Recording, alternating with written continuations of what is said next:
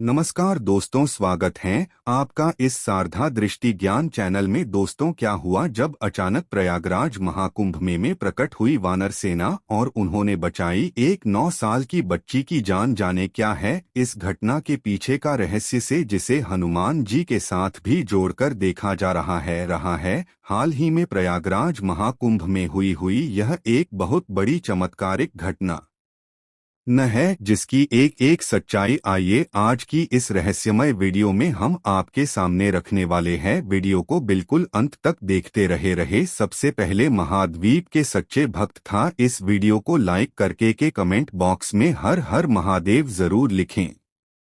13 जनवरी से प्रयागराज में दुनिया का सबसे बड़ा महाकुंभ लगने जा रहा है, जो 140 साल बाद लगने वाला एक पूर्ण महाकुंभ है। भारत के 4 शहरों में कुंभ मेले का आयोजन होता है, जिसमें प्रयागराज, हरिद्वार, नासिक और अवंतिका नगरी उज्जैन शामिल होते हैं। लेकिन पूर्ण महाकुंभ 140 साल में केवल एक बार लगता है, और इस महाकुंभ में स्वयं देवी देवता गंगा नदी में शाही स्नान करने आए हैं। और जो भी इस महाकुंभ में शामिल होता है और संगम में स्नान करता है, उसकी मुक्ति का मार्ग तय हो जाता है, क्योंकि ऐसा माना जाता है महाकुंभ के 1 माह के दौरान गंगा नदी स्वयं अमृत बन जाती है, और जो भी यहाँ पर आस्था की डुबकी लगाता है उसके सारे पाप नष्ट होते हैं और वो इंसान जीते जी स्वर्ग प्राप्त की लेता है रहा है। और इसी चाह में देश दुनिया से कई श्रद्धालु महाकुंभ में पहुंचते हैं और संगम में डुबकी लगाते हैं। लेकिन इस महाकुंभ में सबसे ज्यादा महत्व साधु संतों का होता है, क्योंकि साधुओं के बिना महाकुंभ अधूरा माना जाता है। उनके विभिन्न अखाड़े और उनकी भगवान के प्रति भक्ति और उनकी तपस्या से महाकुंभ में आकर का केंद्र होती है। सब लोग गंगा स्नान के साथ अलग अलग प्रकार के साधुओं को देखने भी महाकुंभ पहुंचते हैं, और इसी महाकुंभ में देश दुनिया से लाखों साधु पहुंचते हैं, जिसमें में कोई कांटों पर लेटा हुआ होता है तो कोई भस्म लगाए हुए होता है। कई साधु ऐसे देखने को मिलते हैं जिन्होंने गहरी तपस्या की होती है, जिनके आशीर्वाद मात्र प्राप्त कर लेने से जीवन के सारे दुखों का अंत हो जाता है।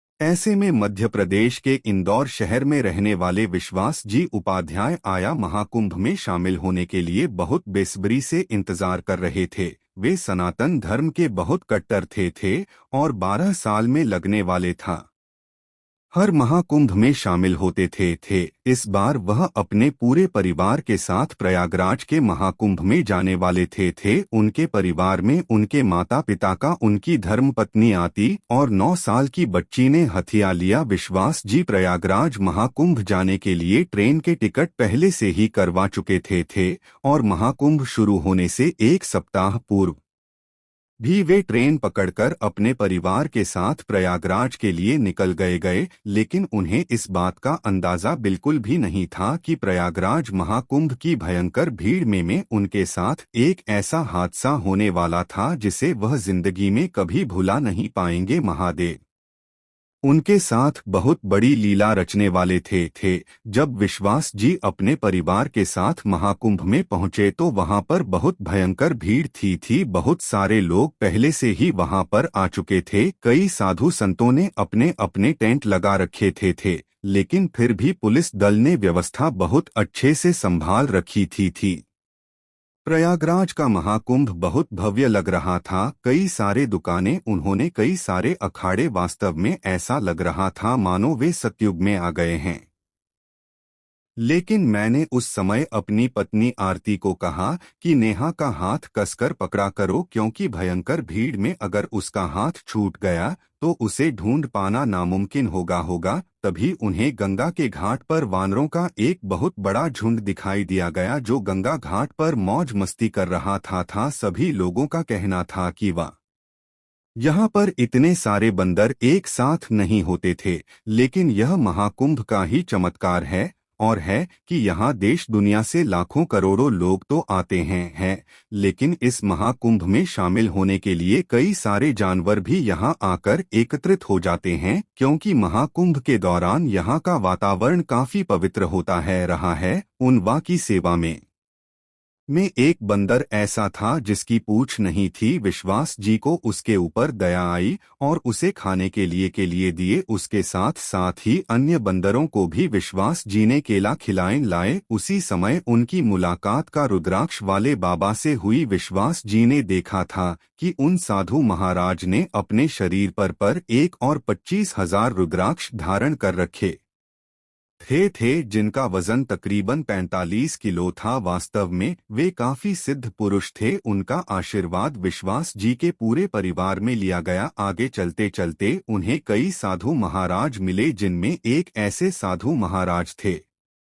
जिन्होंने अपना एक हाथ पिछले 12 सालों से हवा में रखा हुआ था और वह हाथ पिछले 12 सालों से उन्होंने नीचे नहीं दिया था। ऐसी कठिन तपस्या कोई सिद्ध महात्मा ही कर सकते हैं। उनका भी आशीर्वाद लेकर विश्वास भी अपने पूरे परिवार के साथ साथ गंगा में डुबकी लगाने के लिए पहुंचे। वहां पर संगम में स्नान करने के बाद वे अलग अलग मंदिरों में दर्शन करने के लिए जा रहे थे।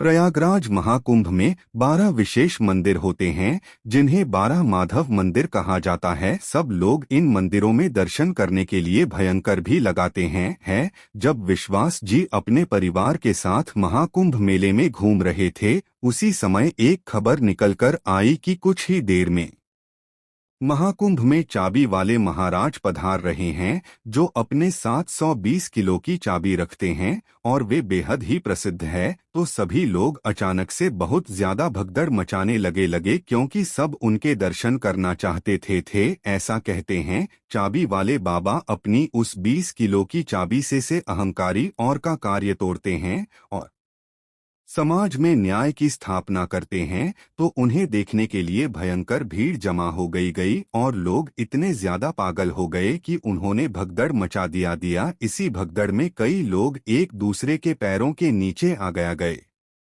और इसी भगदड़ में विश्वास जी की धर्मपत्नी आरती से उनकी 9 साल की बेटी नेहा का हाथ छूट गया और वहां भगदड़ में कहीं इधर उधर घूम गई। जब विश्वास जी की पत्नी आरती ने देखा कि उनकी बेटी कहीं गुम हो गई है, तो उनके पसीने पसीने छूट गए। आंटी जी ने विश्वास को कहा कि नेहा इस भगदड़ कहीं घूम गई है, उसका हाथ मेरे हाथ से छूट चुका है रहा है। तब में वे दोनों पति पत्नी बहुत ज्यादा चिंतित हो गए क्योंकि उस महाकुंभ में भयंकर भीड़ थी और वह केवल एक 9 साल की बच्ची थी। अगर वह भगदड़ का शिकार हो जाए तो उसकी जान पर भी बात आ सकती थी। विश्वास जी ने उनके माता पिता को एक अंधेर के अंदर बिठा दिया और इधर उधर नेहा को ढूंढने लगे लेकिन नेहा का कोई पता नहीं चल पा रहा था। अब 1-2 घंटे बीत चुके थे। उस समय दोपहर के 2 बज रहे थे। विश्वास जी महाकुंभ के एक ऑफिस पहुंचे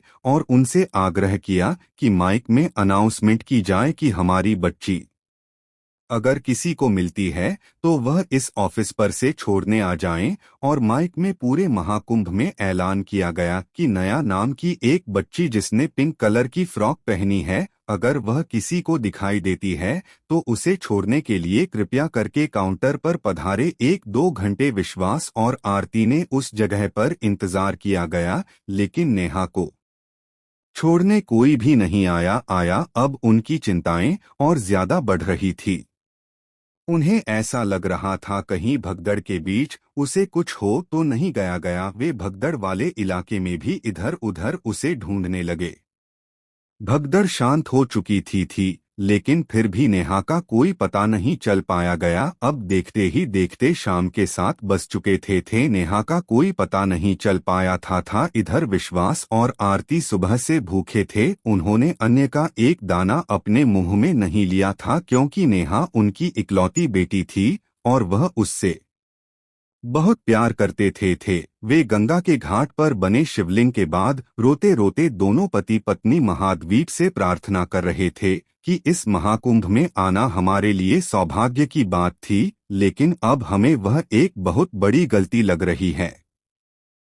अगर हमें हमारी बेटी को खो दिया गया तो हम आज के बाद कभी किसी महाकुंभ का हिस्सा नहीं बन पाएंगे। जाने अनजाने में विश्वास जी ने अपने मुंह से बहुत बड़ी बात कह दी थी और महादेवी यह बिल्कुल भी नहीं चाहते कि उनके भक्त महाकुंभ से दूर रहें या फिर भगवान पर विश्वास करना छोड़ दे रहे हैं। जिसके बाद तकरीबन रात्रि के 8 बज रहे थे। विश्वास और आरती उसी शिवलिंग के पास बिलख बिलख कर रो रहे थे। तभी वहां पर अचानक से बहुत सारे वानरों का एक झुंड प्रकट हो गया। वे अचानक वहां पर कहां से आए थे इस बात का किसी को अंदाजा नहीं था। उस झुंड में उन्हें वहां बंदर दिखाई दिया आज जिसकी पूंछ नहीं थी जिसको विश्वास जी ने सुबह बिस्किट खिलाए थे। लेकिन चौंकाने वाली बात यह थी कि उस बिना पूछे वाले बंदर के हाथ में उनकी बच्ची ने का एक रुमाल था। जब विश्वास और या आरती ने रुमाल देखा तो वे समझ चुके थे कि यह तो नेहा का रुमाल हाल है। तब उनकी जान में जान आ गई बा। धीरे से उस बंदर के पास जाने की कोशिश करने लगे तो वह बंदर धीरे धीरे आगे बढ़ने लगा होगा।